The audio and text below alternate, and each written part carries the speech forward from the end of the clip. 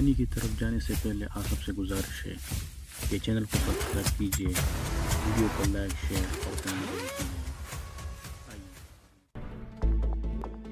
अगले दिन हम पाक आर्मी की यूनिफॉर्म पहनकर गए थे। तमाम अपने अपने मुल्क की यूनिफॉर्म में थे। परेड शुरू हुई तो एक उधेड़ उम्र का शख्स सरदार खान और मेरे दरमियान आकर खड़ा हो गया। वो तर्जुमान था। इंस्ट्रक्टर की कई हुई बातें वो सरदार के सामने दोहराता गया। ब्रेक टाइम में मैं सरदार के साथ खड़ा टूटी फूटी पश्तो बोलते हुए उसे हंसा रहा था कि मुझे अपनी पीठ पीछे जेनिफर की शूख आवाज सुनाई दी। वो सूरन मिंग से मुखातिब थी। वैसे नाम याद रखना वक्त का ज़िया ही है सूरन साहब। अब देखो ना, तमाम की छातियों पर नेम प्लेट लगी हुई है। नाम पढ़ लो, यूं ही दिमाग खपाने का फायदा। मुझे मालूम था कि वो ये सब कुछ मुझे सुनाने के लिए कह रही है, मगर मैं उसकी बात पर तवज्जो दिए बगैर सरदार से महवे गुफ्तगू रहा। उस दिन भी हमें 4 पीरियड्स पढ़ाई करना थी। दोपहर को हम ट्रैक पर दौड़ रहे थे कि इसराइल से ताल्लुक रखने वाले क्लार्क और डोनाल्ड पास्को तेज रफ्तारी से दौड़ते हुए हमारे करीब से गुजर गए। चंद कदम आगे बढ़ने के बाद डोनाल्ड पास्को ने पीछे मुड़कर देखा और तंजिया अंदाज में मुस्कुराया। ये यहूदी मुझे काफी दफा श्रीकांत पार्टी के साथ बैठा हुआ नजर आया था। इनकी ऐसी की तैसी। सरदार खान ने अपनी रफ्तार तेज करना चाही,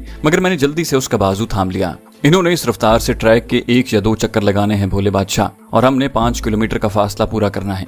सरदार खान की पठानी हिस्स बेदार हो गई थी। बोला, मैं 5 किलोमीटर का फासला भी पूरा करूंगा और इन्हें आगे भी नहीं निकलने दूंगा। मैंने कहा, यार दिमाग को थोड़ा सा ठंडा रखो, स्नाइपर को गुस्सा नहीं करना चाहिए। मैंने उसे समझा बुझाकर उनका पीछा करने से रोक दिया और अगले ही चक्कर में वो दोनों ट्रैक से उतरकर जिम की तरफ जा रहे थे। मैंने कहा, देख लिया, बस यही इनकी प्रैक्टिस थी। सरदार का गुस्सा अब तक नहीं उतरा था। बोला, वो हमें चिढ़ा रहे थे ज़ीशान। मैंने कहा, तो चिढ़ाते रहें, हमें जरूरत ही क्या है चिढ़ने की, ये कोई मुकाबला तो था नहीं। वो बोला, तुम्हारा तो हर बात में अलहदा फलसफा होता है। कल उस खूबसूरत लड़की को भी खफा कर दिया था, अब वो हिंदुओं के साथ घूम रही है। मैंने हंसते हुए पूछा, तुम्हें उसके खफा होने का भी गम है या उसके हिंदुओं के साथ घूमने पर? वो चंद लम्हे सोचने के बाद बोला, उसके भारतीयों के साथ घूमने पर। मतलब उसे कह दूं कि वो भारतीयों के साथ ना घुमा करे, क्योंकि मेरे खान भाई को तकलीफ होती है, और अगर वो खुद को अकेला समझती है तो सरदार खान उसका अकेलापन दूर कर सकता है। वो झट बोला, ये कैसे मुमकिन है? चनारे बेगम मेरी जान को आ जाएगी। मैंने कहा, मेरी बाजी को क्या पता है कि उसका शौहर अमेरिका में क्या करता फिर रहा है? बोला, वो मुझे सूंघ कर बता देती है कि मेरे दिल में क्या है।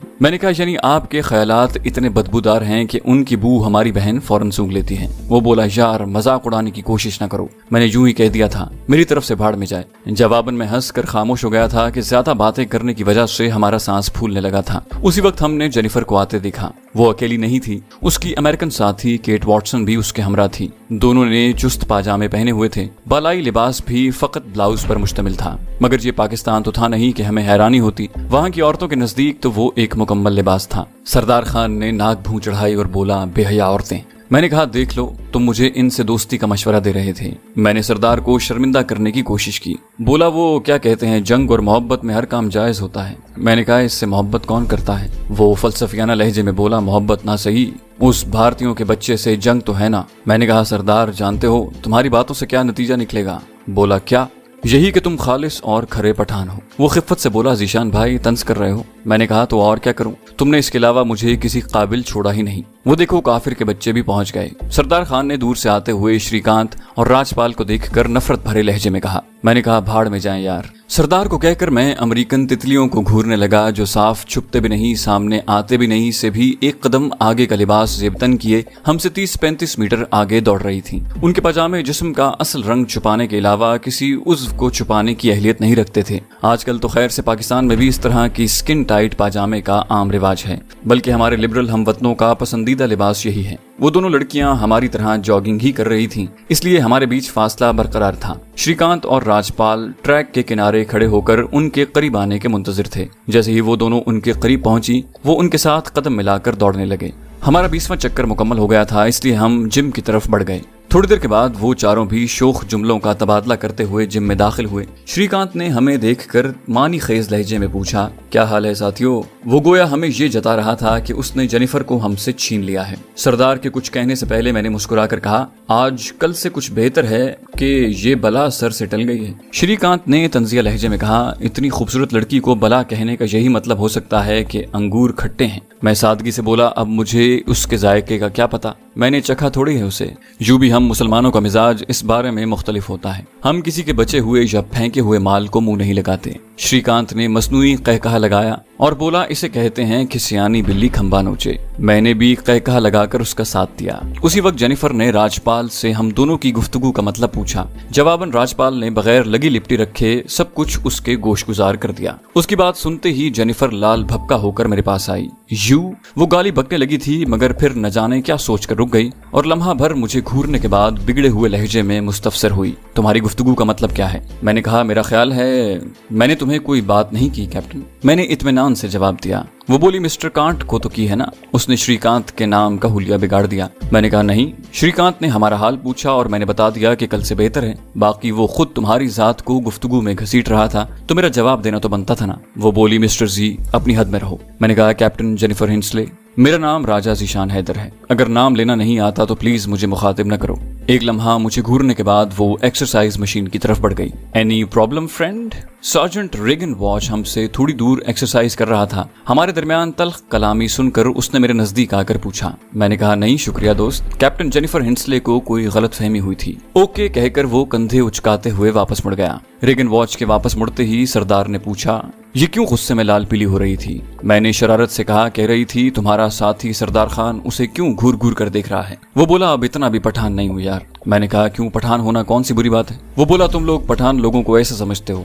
मैंने कहा, बिल्कुल गलत। ये किसने कहा कि पठान ऐसे वैसे होते हैं? पठान तो गैरत, जुर्रत और बहादुरी का दूसरा नाम है। अलबत्ता उन्हें सादा कहा जा सकता है कि दिल में कोई बात छुपा नहीं सकते और जज्बात में जरा जल्दी आ जाते हैं। वो बोला, असल बात बताओ, मुझे डरखाने की कोशिश न करो। मैंने कहा, कमरे में बताऊंगा, यहाँ दुश्मन सुन रहे हैं। और मैं पुशअप निकालने लगा। राजपाल और श्रीकांत ट्रैक सूट का अपर उतार कर भौंडे अंदाज में अपने मसल्स की नुमाइश में लगे हुए थे। बिल्कुल आजकल की इंडियन फिल्मों के हीरोज की तरह, जो सीन की डिमांड न होने के बावजूद अपने मसल्स की नुमाइश पर बजिद नजर आते हैं। हाँ, ये अलहदा बात है कि फिल्मों में तो कैमरा ट्रिक या डमी के साथ ये मकसद पूरा हो जाता है। यहाँ इन दोनों के पास कोई ऐसे जिस्म मौजूद नहीं थे कि वो किसी अमरीकी लड़की को मुतासिर कर सकते। खैर, ये मेरी जाती राय है। जरूरी नहीं कि लड़कियां सिर्फ मसल देखकर ही मुतासिर होती हों।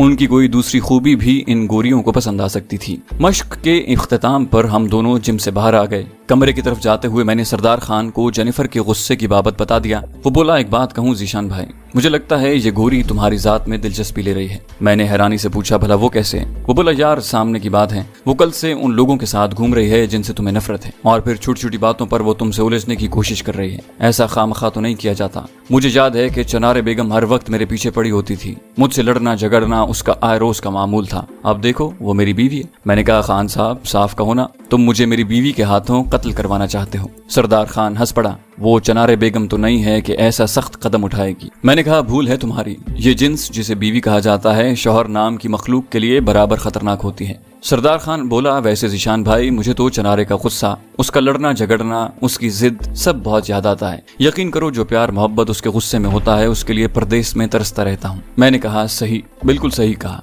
और मैं ठंडा सांस लेकर माहीन की यादों में खो गया था। वो भी तो ऐसी ही थी। यकीनन सारी मोहब्बत करने वाली बीवियां ऐसी ही होती हैं। उनकी अहमियत का अंदाजा उस वक्त होता है जब हम उनसे दूर होते हैं कि चंद मिनट देर से घर लौटने पर वो किस किस तरह की जिराह करती हैं, और खफा होकर या रूठ कर भी वो अपने खावत का इतना ख्याल रखती हैं जितना खुशी की हालत में रखती हैं। बगैर कुछ कहे खाने के बर्तन सामने ला धरना, बेतवज्जोही जाहिर करते हुए भी मुकम्मल ध्यान रखना कि प्लेट में सालन खत्म तो नहीं हो गया या पानी का गिलास तो खाली नहीं हो गया। बिस्तर पर लेटते हुए ऐसी हरकत करना कि शौहर को मालूम होता रहे कि बेगम साहिबा जाग रही हैं, सोई नहीं, और शौहर साहब के पास मनाने की गुंजाइश मौजूद है। बज़ाहिर ला ताल्लुकी का अंदाज लिए शौहर की हर सहूलत का पूरी तवज्जो से जायजा लेना, ऐसा कोई मशरकी बीवी ही कर सकती है। मगरिब के हिस्से में ये मोहब्बतें कहाँ, वहाँ तो बस सारी मोहब्बतों का महवर ही मर्द औरत की जिस्मानी कशिश या दौलत का हुसूल होता है। अगले दिन ब्रेक के दौरान मैं और सरदार एक तरफ खड़े होकर लियोपोल्ड साइट के मुताल्लिक तबादला ख्याल कर रहे थे। जेनिफर हमारे करीब खड़े जमील खान और सिकंदर अली खान के साथ आकर गप्पे हाँकने लगी। इन दोनों का ताल्लुक अफगानिस्तान से था।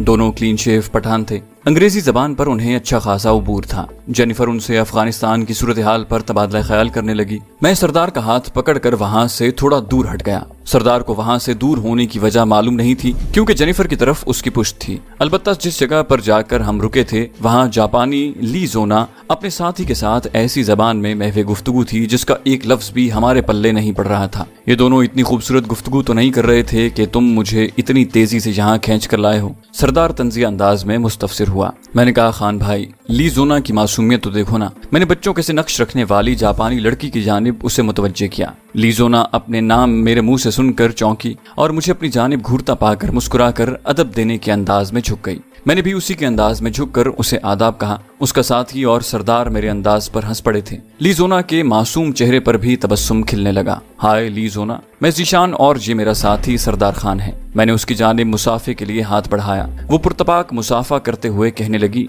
Thank you Zeeshan and thank you Sardar. उसका साथी भी हमें खुशदिली से मिला था। उनसे मुसाफा करके हम उनके साथ ही रुक कर गपशप करने लगे। मैंने कनखियों से जेनिफर की जानिब देखा और वो हमारी जानिब ही मुतवज्जे थी। उसका रवैया मुझे उलझन में डालने लगा था। हर इंसान अपनी खूबसूरती के बारे में खुशफहमी का शिकार होता है। मैं भी अच्छा खासा खूबसूरत और पुरकशिश था, मगर वहाँ पर ऐसे मर्द मौजूद थे जो मुझसे खूबसूरत और कदावर थे। मैं तो शायद उनके अशरे अशीर भी नहीं था। दरमियानी कदो कामत, रंगत भी हल्की सांवली, जिसे ज्यादा से ज्यादा गंदुमी कहा जा सकता था। अफगानिस्तान से आने वाले तो दोनों हजरात 6 फुट से भी निकलते हुए कद के थे। सुर्ख सफेद रंगत और सेहतमंद जिस्म, बिलाशुबा मगरिबी तहजीब में पली बढ़ी इन औरतों के लिए वो आइडियल साथी थे। इन दो के अलावा भी वहाँ काफी खूबसूरत मर्द मौजूद थे।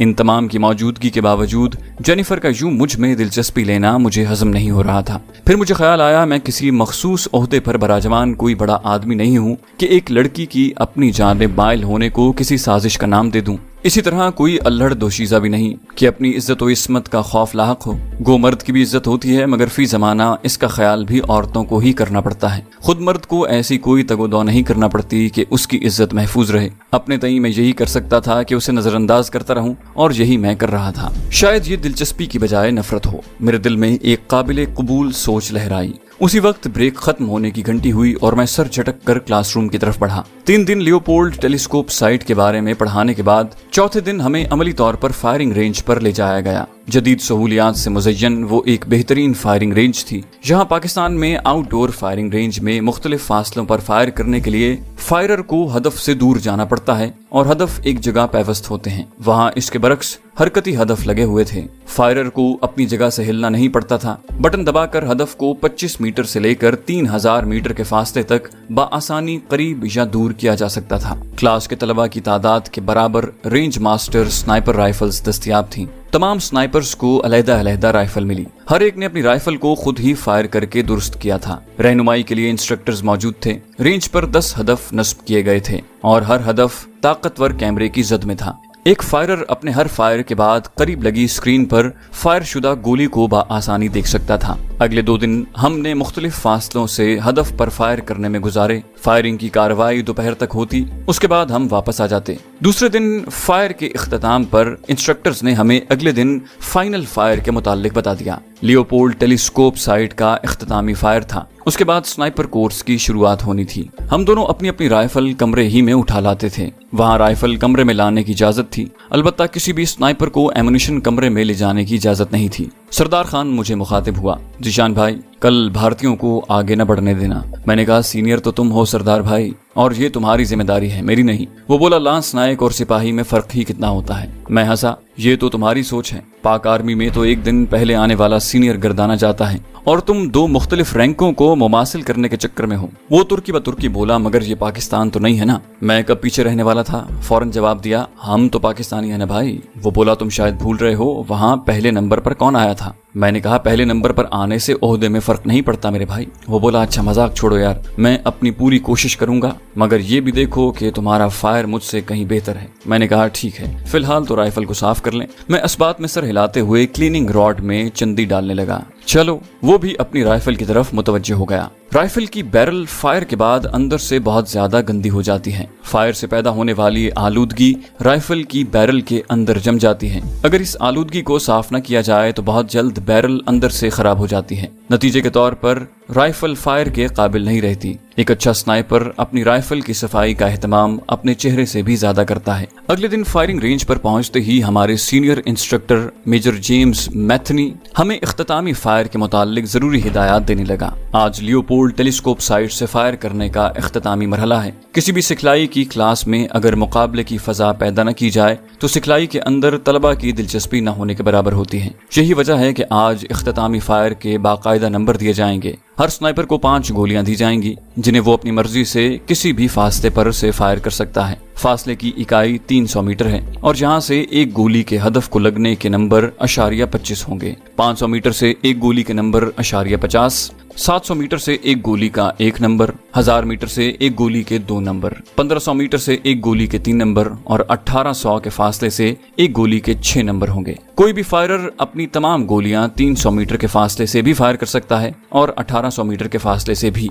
बल्कि 1900 या 2000 मीटर से फायर करने में भी ममानियत नहीं। 1900 मीटर पर एक गोली के 9 नंबर होंगे। यहाँ मैं ये बताना जरूरी समझता हूँ कि लियोपोल्ड साइट की रेंज 2000 मीटर तक है, मगर मैं खुद 1700 के बाद हदफ को निशाना बनाने में नाकाम रहा हूँ। हमारे एक इंस्ट्रक्टर हुआ करते थे पीटर स्मिथ, वो 1800 मीटर के फासले से हदफ को निशाना बना लेते थे, लेकिन तुम लोगों की बदकिस्मती के मैं उनसे तुम्हारी मुलाकात नहीं करवा सकता क्योंकि करीबन 2 माह पहले वो वफात पा चुके हैं। खैर, ये एक ज़िमनी बात थी। मैं तुम लोगों के हौसले को महमेज नहीं लगाना चाहता और याद रखना कि ये फायर जोड़ियों की सूरत में हो रहा है, इसलिए 2 आदमियों के नंबर मिलाकर नताइज का ऐलान किया जाएगा। अब तमाम स्नाइपर्स अपने फायरिंग अड्डों पर तशरीफ ले जा सकते हैं। मिस्टर जेम्स मैथनी की बात खत्म होते ही हम फायरिंग अड्डों की जानिब बढ़ गए। मैं सरदार खान को फायरिंग की हिदायत के मुतालिक बताने लगा। मेरी बात अभी तक दरमियान में थी कि मुझे मेजर जेम्स मैथनी ने पुकारा। मिस्टर जीश, वो मेरे नाम में अलिफ को हज़फ कर देते थे। मैंने रुककर जवाब दिया, जी सर, मेरे पास आ सकते हो। यस सर कहकर मैंने सरदार को कहा, तुम जाओ, मैं इंस्ट्रक्टर की बात सुनकर आता हूँ। और सरदार सर हिलाकर फायरिंग अड्डे की समत चल पड़ा, जबकि मैं मेजर जेम्स मैथनी की जानिब बढ़ गया। उसके नजदीक जेनिफर हिंसले, यहूदी डोनाल्ड पास्को, जापानी मॉन जिन ली, श्रीकांत और जमील खान अफगानी खड़े थे। मैंने करीब जाकर उसे सल्यूट किया। जी सर। सर के इशारे से मेरे सल्यूट का जवाब देते हुए वो गोया हुआ। तमाम को बुलाने का मकसद ये है कि प्रैक्टिस फायर की कंप्यूटर रिपोर्ट के मुताबिक आप 6 का फायरिंग रिजल्ट सबसे अच्छा है। आज फाइनल टेस्ट है और मेरी ख्वाहिश है कि पहली पोजीशन पर तुम्ही में से कोई खड़ा नजर आए, लेकिन ये याद रखना कि किसी अकेले की कारकर्दगी उसे पहले नंबर पर नहीं ला सकती। स्नाइपिंग में अपने साथी को भी साथ लेकर चलना पड़ता है। कैप्टन हिंसले, तुम्हारे पास तो साथी के चुनाव की 3 ऑप्शन मौजूद हैं। इसी तरह मिस्टर डोनाल्ड के पास भी 3 ऑप्शन मौजूद हैं कि ये अपने किसी भी हमवतन का इंतखाब कर सकता है, लेकिन बाकी चारों के पास ऐसी कोई ऑप्शन नहीं है, इसलिए एहतियात की जरूरत है। पहली 3 पोजीशनों का हुसूल तुम्हारे और तुम्हारे मुल्क के लिए जरूर काबिल फख्र बात होगी। क्या मैं दुरुस्त कह रहा हूँ? जी सर, हम सब ने यकजबान होकर कहा। उसी वक्त फायरिंग की आवाजें हमारे कानों में पड़ना शुरू हो गई थी। Okay, best of luck. Mister James ने हमें वापस जाने का इशारा किया और हम अपने अपने फायरिंग अड्डों की जानिब बढ़ गए। वहाँ चूंकि फायरिंग के 10 अड्डे बनाए गए थे, इसलिए हर अड्डे पर 7-8 स्नाइपर फायर करते थे। हमारे अड्डे पर इंडियन और नेपाली स्नाइपर्स भी हमारे साथ मौजूद थे। मैं इस लिहाज से बाकियों से खुशकिस्मत था कि मेरा साथी भी एक अच्छा फायरर था। ये सोच मेरे दिमाग में सरगर्दा थी कि रिजल्ट अनाउंसमेंट करने वाली की दिलकश आवाज मेरे कानों में पड़ी। ऐलान क्या था कि उसने मेरे सर पर बम फोड़ डाला। पाकिस्तान से ताल्लुक रखने वाले सरदार खान ने 300 मीटर के फासले से 5 गोलियां कामयाबी से हदफ पर हिट कर दी हैं। वो दूसरे कुछ नाम भी ले रही थी, मगर मेरे दिमाग में साएं साएं होने लगी थी। मेरे साथ चलने वाले श्रीकांत ने कहकहा लगाया, लो जी साथी, तुम्हारे बड़ी ने कामयाबी से 5 गोलियां हदफ पर मार दी हैं और एक निशाना भी खता नहीं हुआ। गम और गुस्से को जब्त करता मैं फायरिंग अड्डे पर पहुंचा। सरदार खान, ये क्या कर दिया? मेरा लहजा और अंदाज ऐसा नहीं था कि वो परेशान न होता। क्या हुआ जीशान भाई? देखो तो मैंने तमाम गोलियां हिट कर दी हैं। मैंने झल्ला कर कहा, तुम्हें किसने कहा था कि फायरिंग शुरू करो? मम, मुझे उसने कहा था। उसने राजपाल की जानिब इशारा किया। राजपाल मासूमाना लहजे में कहने लगा, मैंने तो फकत इतना बताया था कि हर स्नाइपर को इजाजत है कि वो जिस फासले से चाहे फायर करे। और क्या ये गलत है? जीशान भाई, आखिर माजरा क्या है? मुझे भी तो बताओ, क्या गलत कर दिया मैंने? और तुम्हें मालूम तो है मुझे अंग्रेजी नहीं आती। श्रीकांत तंजिया लहजे में बोला, इसीलिए मशवरा दिया था कि पढ़ लिख कर आना था। मिस्टर श्रीकांत, प्लीज अपने काम से काम रखें और ये सारा कसूर तुम्हारे साथी का है। उसे क्या जरूरत थी आधी बात बताने की? राजपाल ने तलखी भरे लहजे में कहा, मैं किसी का नौकर नहीं कि तर्जमा करता फिरूं। साथ ही श्रीकांत ने लुकमा दिया, हमें दोष देने की बजाय अपने साथी को झड़को। राजपाल की हरकत घटिया होने के बावजूद मैं उसे कुछ नहीं कह सकता था। सरदार खान भी बराबर का कसूरवार था, उसे मेरा इंतजार करना चाहिए था। मेरे साथ आओ सरदार। मैं वापस मेजर जेम्स की जानिब मुड़ गया। सरदार खान भी सर हिलाता हुआ मेरे साथ हो लिया। जीशान भाई, बताओ तो सही, हुआ क्या है? सरदार खान ने परेशानी भरे लहजे में पूछा। मैंने कहा, यार सरदार, तुम्हें मेरा इंतजार करना चाहिए था। हिंदू को दुश्मन समझने के बावजूद तुमने उसका एतबार कर लिया। वो बोला, उसने मुझे चैलेंज किया था कि 1 मिनट में 5 गोलियां फायर नहीं की जा सकती। बस मुझे गुस्सा आ गया। मैंने सोचा जब हर आदमी की मर्जी है कि वो जिस फासले से चाहे फायर करे तो क्यों नहीं 300 से फायर करके इस हिंदू का मुंह तो बंद कर दूं। यकीन करो तुम्हारे आने से पहले इसने मेरी पीठ थपथपा के मुझे शाबाश भी दी। मैंने कहा हाँ शाबाश तो उसने देनी थी क्योंकि हमें पोजीशन से जो आउट कर दिया है। वो बोला क्या मतलब यह है जनाब के 300 के फासले से एक गोली लगने के अशारिया 25 नंबर हैं और तुम्हारी 5 गोलियों के टोटल 1.25 नंबर मिले हैं। अब बस मेरे वाली 5 गोलियां रहती हैं और इन 5 गोलियों से हम कैसे किसी पोजीशन पर आ सकते हैं। मेरी बात सुनकर सरदार एकदम चुप हो गया। उसे गलती का एहसास तो हो गया था मगर अब तीर कमान से या गोली बंदूक से निकल चुकी थी। मेजर जेम्स ने हमें अपनी जानी बातें देख लिया था। वो एक बड़ी स्क्रीन पर मुख्तलिफ स्नाइपर्स के फायर का जायजा ले रहा था। मेरे कुछ कहने से पहले उसने हैरानी से पूछा, मिस्टर जीश तुम्हारे साथी ने क्या किया है? मैंने कहा सर इसी सिलसिले में हाजिर हुआ था। ये असल में इंग्लिश जबान से नाबलद है। राजपाल ने इसे मिसगाइड किया और इसने तमाम गोलियां 300 के फासले से फायर कर दी। वो बोला तो इस ज़िमन में मैं क्या कर सकता हूँ? मैंने कहा सर अगर मेरे साथी को दोबारा मौका दिया जाए। वो बोला नहीं जीश ऐसे कैसे हो सकता है? इस तरह तो वो तमाम जो एक दफा फायर कर चुके हैं दोबारा फायर करने पर इसरार करेंगे। माजरत खा हूँ, बस इसे अपनी किस्मत समझकर कबूल कर लो। मैंने कहा ओके सर। मेजर जेम्स का हतमी लहजा सुनकर मैंने मजीद मिन्नत जारी से परहेज करते हुए वापस जाना जरूरी समझा। सरदार खान ने नदामत भरे लहजे में कहा, मैं माफी चाहता हूँ जीशान भाई, मेरी वजह से ये गड़बड़ हुई। मैंने उसे तसल्ली देते हुए कहा, छोड़ो यार, शायद पोजीशन हमारी किस्मत में ही नहीं। वापस फायरिंग अड्डे पर जाकर मैं श्रीकांत पार्टी को फायर करते देखने लगा। खुद मेरा जी बिल्कुल फायर से उचाट हो गया था। श्रीकांत ने 1500 मीटर से 4 गोलियां हिट की और उसकी एक गोली खता गई थी। फायर अड्डे से पीछे हटकर उसने मुझे फायर करने की दावत दी। मेरा मूड सख्त ऑफ था। मैंने कहा शुक्रिया, आप जारी रखें। श्रीकांत ने मानी खेज हंसी के साथ नेपाली स्नाइपर्स को दावत दी। दोनों नेपाली स्नाइपर्स फायर करने लगे। उसके बाद राजपाल ने अपनी 5 गोलियां 1000 मीटर के फासले से फायर करके 10 नंबर हासिल कर लिए। जेनिफर ने 5 गोलियां 1500 मीटर के फासले से कामयाबी से हिट करके 15 नंबर हासिल कर लिए थे। जेनिफर के साथी ने भी 10 नंबर हासिल किए थे। पहली पोजीशन पर 25 नंबर के साथ जेनिफर पार्टी बराजमान थी। 24 नंबर हासिल करके इसराइल का डोनाल्ड पास्को और उसकी साथी स्नाइपर एंड्रिया बर्टन दूसरी पोजीशन पर थे, जबकि 22 नंबर के साथ तीसरी पोजीशन पर जापानी और इंडियन स्नाइपर्स की टीमें थीं। सबसे कम नंबर हमारी टीम के थे। 1.25 नंबर के साथ हम सबसे आखिरी पोजीशन पर थे। ताहम अभी तक मेरे पास 5 गोलियां मौजूद थीं। मेरा नाम अनाउंस करके मुझे मुतला किया गया कि फायर से रह जाने वाला मैं अकेला स्नाइपर बाकी हूँ। उसी वक्त जेनिफर भी वहां पहुंच गई। शायद मुझ पर तंज करने आई थी। तीसरी पोजीशन की मुबारक हो मिस्टर कांत। वो बाआवाज़ बुलंद श्रीकांत को मुबारकबाद देते हुए बोली। शुक्रिया कैप्टन, असल मुबारकबाद की मुस्तहिक तो तुम हो। वो तंजिया लहजे में कहने लगी, सही कहा। वैसे हमने और तुम्हारे पड़ोसियों ने ब्रैकेट बना दी है, एक साइड पर हम और दूसरी जानिब तुम्हारे हमसाए। भला वो कैसे? श्रीकांत मुझे जलाने का कोई मौका कैसे हाथ से जाने दे सकता था? वो इत्मीनान से बोली, अव्वल हम और सबसे पीछे पाकिस्तान, दरमियान में बाकी सब। जवाबन श्रीकांत कहकहा लगाते हुए बोला, ऐसी भी कोई बात नहीं कैप्टन, मिस्टर जीशान की 5 गोलियां बकाया हैं। यकीनन वो 500 से फायर करके 2.5 नंबर ले लेगा। 1.25 नंबर उनके पास पहले से मौजूद हैं। बस 3.25 नंबर लेकर हमारे साथ ही सेकंड लास्ट हो जाएंगे। और ये तुम्हें मालूम होगा कि इंडोनेशियन स्नाइपर्स के 3.5 नंबर हैं। दोनों ने बाआवाज़ बुलंद इस्तेहज़ाई कहकहा लगाया। मैं खून के घूंट पी कर रह गया। सरदार उनकी गुफ्तगू तो नहीं समझ पा रहा था, मगर ये अंदाजा उसे जरूर था कि वो हमारे मुताल्लिक क्या कुछ कह रहे हैं। मगर उस वक्त वो इतना पशेमान था कि गुस्सा भी जाहिर नहीं कर पा रहा था। उसी वक्त मैंने मेजर जेम्स को अपनी जानिब आते देखा। करीब आते ही वो फिक्रमंदी से मुस्तफसिर हुआ। Are you fine mister Zeesh? मैंने इस बात में सर हिलाया, यस सर। वो बोले, तुम फायर नहीं कर रहे हो, कोई मसला? मैंने कहा, नहीं सर, बस फायर करने ही लगा था। अपनी राइफल उठाकर मैं फायरिंग अड्डे की जानिब बढ़ा। मिस्टर जेम्स ने मुझे मुतवज्जे किया, सुनो, तुम 5 गोलियां 1500 मीटर के फासले से हिट करके चौथी पोजीशन ले सकते हो। इस वक्त अफगानी स्नाइपर 16 पॉइंट के साथ चौथी पोजीशन पर हैं। 1500 मीटर से 5 गोलियां, श्रीकांत ने कहकहा लगाया। जेनिफर और गोपाल ने भी उसका साथ दिया था। मैं उनके कहकहे पर तबसरा किए बगैर फायरिंग पोजीशन बनाने लगा। फायरिंग के लिए सबसे बेहतरीन और आरामदेह पोजीशन लेटी पोजीशन होती है। इस हालत में एक फायरर के तमाम आज़ा पुरसुकून हालत में होते हैं और फिर रेंज मास्टर के साथ फायर करने में सबसे बड़ी सहूलत यह है कि राइफल के साथ लगी 2 पाई की वजह से बैरल को थामने की जरूरत नहीं पड़ती। फायरर को सिर्फ बट को संभालना पड़ता है। हदफ को हरकत देने वाले बटन को दबाकर मैंने हदफ को 1500 मीटर के फासले पर एडजस्ट किया। लियोपोल्ड टेलीस्कोप साइट पर भी 1500 मीटर का फासला एलिवेशन नॉब पर सेट करके मैंने हदफ के दरमियान में शिस्त ली और सांस रोककर ट्रिगर दबा दिया। साथ लगी स्क्रीन पर नजर डालने से पहले मेरी समातों तक श्रीकांत पार्टी का कहकहा पहुंच चुका था। गोली हदफ के दाएं तरफ निकल गई थी। मैंने सटपटाकर साइट पर लगी डिफ्लेक्शन नॉब को देखा। डिफ्लेक्शन नॉब से राइफल की दाएं बाएं की गलती दुरुस्त की जा सकती है। मैंने डिफ्लेक्शन 0 लगाई हुई थी क्योंकि राइफल में दाएं बाएं की कोई गलती मौजूद नहीं थी और चूंकि मैं 2 दिन से इसी डिफ्लेक्शन पर फायर कर रहा था, इसलिए मैंने डिफ्लेक्शन नॉब को छूने की जरूरत महसूस नहीं की थी। लेकिन गलती मुझसे ये हुई थी कि मैंने अपने कमीने और कमजर्फ दुश्मन को नजरअंदाज कर दिया था। किसी बदबातिन ने डिफ्लेक्शन नॉब को अपनी पोजीशन से हिला दिया था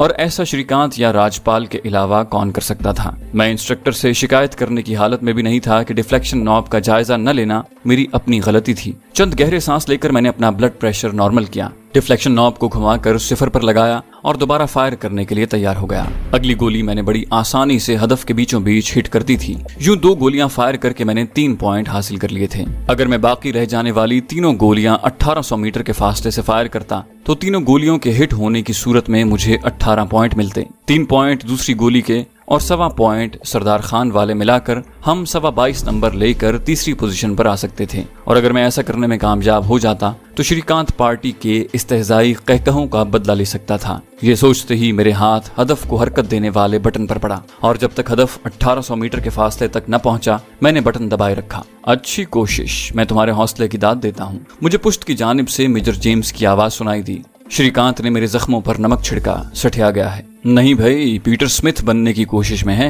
इस दफा जेनिफर की आवाज ने मेरे कानों में जहर उंडेला था, मगर मैं तमाम से बेनियाज निशाना साधने लगा। 1800 मीटर का तवील फासला नाकाबिले शिकस्त खाई की सूरत में मेरी तमन्ना की राह में हायल था। लियोपोल्ड टेलीस्कोप साइट के देखने की ताकत इंसानी आंख से 25 गुना ज्यादा है। हालांकि आंख से नजर न आने वाला हदफ साइट के अंदर बहुत छोटा दिखाई दे रहा था। 2-3 गहरे सांस लेकर मैंने खुद को नॉर्मल किया और फिर मुकम्मल सांस रोककर ट्रिगर दबा दिया। शाबाश! मेरे कानों में मेजर जेम्स की दाद देने वाली आवाज गूंजी। जवान, तुमने कर दिखाया। फायर करने के बाद मैंने आंखें बंद कर ली थीं। आंखें खोलकर मैंने स्क्रीन की जानिब देखे बगैर दोबारा पहले वाली जगह पर शिस्त साधी और सांस रोककर अगला राउंड भी फायर कर दिया। जबरदस्त! मेजर जेम्स के नारे ने मेरी समात में रस खोला। मैंने स्क्रीन की जानिब देखा। दोनों गोलियां दरमियानी नुक्ते से चंद इंच ऊपर लगी थी। तीसरी गोली फायर करके मैं श्रीकांत पार्टी को हरा सकता था, मगर फिर भी मैं तीसरी पोजीशन ले पाता। एक सोच मेरे दिमाग में सरसराई और मैं खड़ा हो गया। मेजर जेम्स ने आगे बढ़कर मुझे कंधों से थामा। क्या हुआ? तुम कर सकते हो,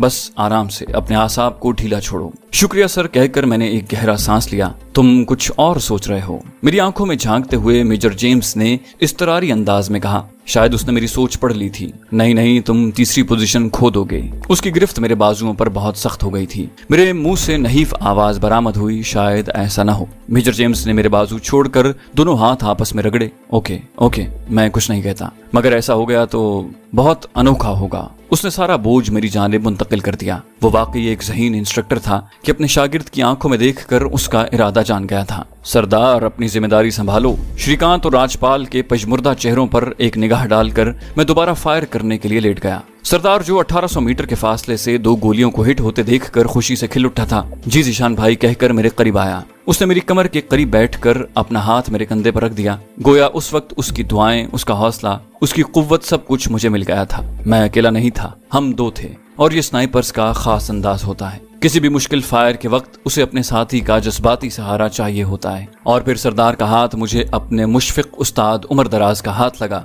उसके साथ मेरी समातों में उस्ताद उमर दराज की सरगोशी गूंजी। ज़ीशान बेटा, नामुमकिन सिर्फ वो काम है जिसके बारे में सोचा न जा सके। पीटर स्मिथ ने 1800 मीटर से कामयाब फायर किया था और तुमने भी ये कर दिखाया। लेकिन याद रखो, रेंज मास्टर की कारगर रेंज 2000 मीटर है और एक स्नाइपर को रिस्क लेते रहना चाहिए, वरना उसके पास सिर्फ हार का ऑप्शन बचेगा। और हार तो दुनिया का आसान तरीन काम है। हाथ पर हाथ धरे बैठ जाओ, हार जाओगे। मेरा हाथ हदफ को हरकत देने वाले बटन की तरफ बढ़ा। बटन दबाते ही हदफ आगे को सरकने लगा, जहां तक कि स्क्रीन पर 1900 मीटर का हिंसा चमकने लगा। अगर मैं 1900 से गोली हिट कर लेता तो मुझे 9 नंबर मिलते और 25 नंबरों के साथ हम पहली पोजीशन हासिल कर लेते। अपनी जिस्मानी हैयत दुरुस्त करके मैंने राइफल के बट को अपने दाएं कंधे में फंसाया। बायां हाथ बट पर रख कर मैंने राइफल को मजबूती से जकड़ा। अपनी बाएं आंख बंद करके मैंने दाएं गाल मखसूस जगह पर टिकाया।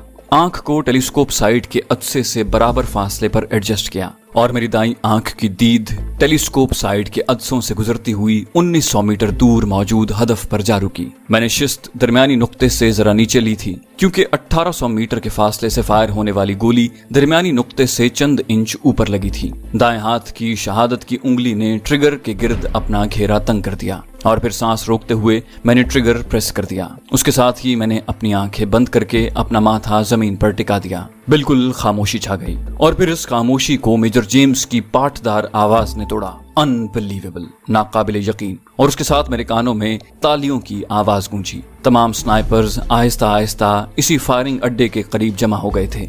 मुबारक हो ज़ीशान भाई। सरदार खान की खुशी से चहकती हुई आवाज ने मेरे कानों में रस सूंढेला और मैं गहरा सांस लेकर खड़ा हो गया। सरदार खान पुरजोश अंदाज में मुझसे लिपट गया। मैंने स्क्रीन की जानिब निगाह दौड़ाई। ये गोली पहले वाली दोनों गोलियों के दरमियान में लगी थी। सरदार खान से गले मिलकर मैं जैसे ही आगे बढ़ा, मेजर जेम्स ने मुझे बाहों में भरकर मेरा माथा चूमा और उसके बाद फर्दन फर्दन तमाम मिलने लगे। श्रीकांत और राजपाल वहां से खिसक लिए थे कि कोशिश के बावजूद मुझे नजर न आए। जेनिफर अलबत्ता एक जगह खड़ी होंठ काट रही थी। उसने एक गहरी नजरों से मेरी जानिब देखा था, मगर मुबारकबाद देने आगे नहीं बढ़ी थी। मैंने एक लम्हे के लिए उसकी आंखों में आंखें डालकर देखा और फिर अपनी राइफल की जानिब बढ़ गया, क्योंकि मेजर जेम्स ने वापसी का ऐलान कर दिया था। अपनी राइफल को बैग में रखता हुआ सरदार खान दोबारा मुझसे लिपट गया। शुक्रिया ज़ीशान भाई, तुमने हमें जिता दिया, हमें बहुत बड़ी शर्मिंदगी और परेशानी से बचा दिया। मैंने कहा, नहीं सरदार, शुक्रिया तुम्हारा कि तुमने मुझे ये मौका फराहम किया, वरना दूसरी सूरत में मैं कभी भी इतना बड़ा रिस्क न ले पाता। उन भारतीयों की शक्लें तो उस वक्त देखने वाली थी जब तुम 1800 मीटर से दूसरी गोली भी हिट करने में कामयाब हो गए थे। मैंने कहा, वैसे नजर नहीं आए। वो बोला, अब नजर तो काफी दिन तक नहीं आएंगे। सरदार खान ने कहका लगाया और हम पार्किंग में खड़ी लग्जरी बस की तरफ बढ़ गए। चैनल को सब्सक्राइब कीजिए और बेल आइकन पर क्लिक कीजिए ताकि आपको तमाम वीडियोस फौरन मिलती रहें।